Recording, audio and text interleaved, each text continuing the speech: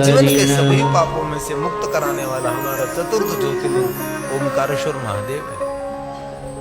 एक बार नारद जी विंध्याचल को मिलने के लिए गए थे, तो नारद जी के सन्मुख विंध्याचल ने अपनी स्वयं की बड़ाई की।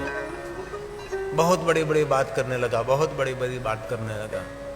तब नारद जी समझ गए कि विंध्याचल के बातों में थोड़ी अहंकार दिखाई देता है, इसलिए नारद जी कुछ बोले नहीं। और अहंकारी लोगों के सामने कभी बोलना नहीं चाहिए, चुप रहने हमारा हित है। और नारद जी ने कह दिया कि विंध्याचल आप महान हैं, मैं जानता हूं, लेकिन आपको पता है सुमेरु जैसे आप महान नहीं।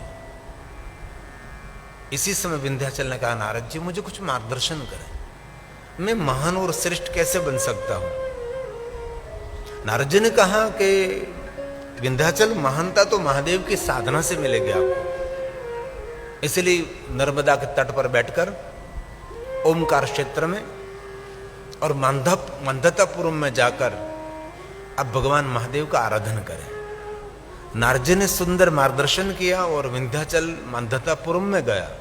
माता नर्मदा के तट पर बैठकर कठिन उपासना साधना की और महादेव को प्रसन्न किया और प्रकट भी किया। और हाथ जोड़कर कहा, भगवान आपका दर्शन हुआ, जो मांगने की इच्छा थी अभी सब पूर्ण हो गई। एक शिव जी के दर्शन की विशेष महिमा है। जिनको महादेव मिले हैं उसने कुछ भी मांगा नहीं। भगवान महादेव जब राम जी को मिले थे तब राम जी को कहा कि प्रभु राम कुछ मांगो आप। राम जी ने कहा, भगवान अभी चल भक्ति मिले, मेरी कभी भक्ति विचलित न हो जाए, आपके चरणों से मेरा भरोसा कभी बस उड़ न जाए, कभी पूर्ण न हो जाए, बस यही कृपा करो। द्वारकाधीश ने भी भगवान महादेव के पास यही मांगा था। ऋषि पूछे हरे भगति सुहाय। कुंभ जी को कहा था तो कुंभ जी ने कहा, भगवान बस आपकी भक्ति चाहिए। और बहुत सारी कामना के लिए भगवान महादेव के पास पहुंचते हैं, लेकिन शिव मिलने के बाद सभी कामना की पूर्ति हो जाती, कोई भी कामना व्यक्त ही नहीं होती। ये भक्ति की पूर्णता है।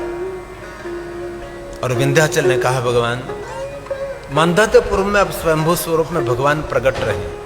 ये ओमकार क्षेत्र है, यहाँ विराजिए भगवान। जो आपका कोई दर्शन करेंगे उसका सर्व मंगल होगा।